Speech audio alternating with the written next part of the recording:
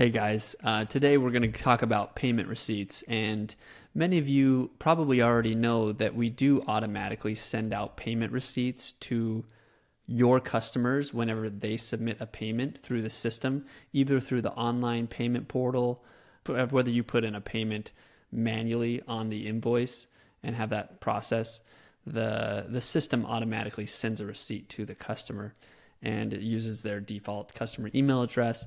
So I'll just show you really quickly where that is. It's actually in your settings, under your email settings, and you'll notice this system email templates. There's a default one.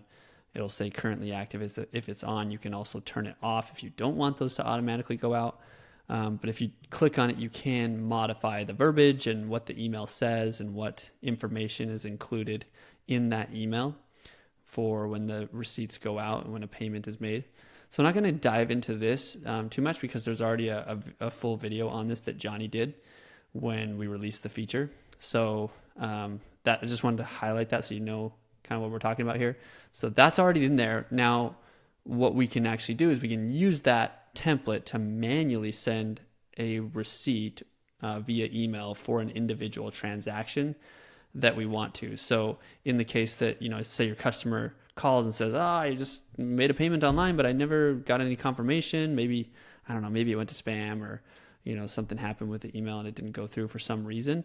You can manually send it to them in this case. So the way you would do that is you would hop into the transaction or the invoice itself that they made a payment to.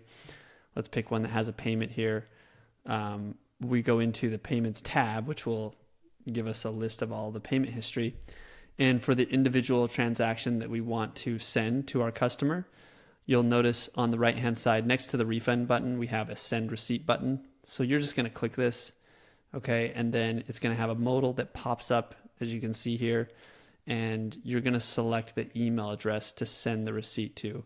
And this will give you a list of the emails that are associated with this customer in the drop-down here. So you can either select one of those or you can even enter a custom email address. So you may just put something like that, and then you just hit OK. It uses that email address, and it sends them a receipt for this individual transaction. So that is it. Very easy, very simple, but hopefully very helpful in situations where the customer is asking for a receipt, and for some reason that initial automatic one didn't go through. We'll see you in the next video.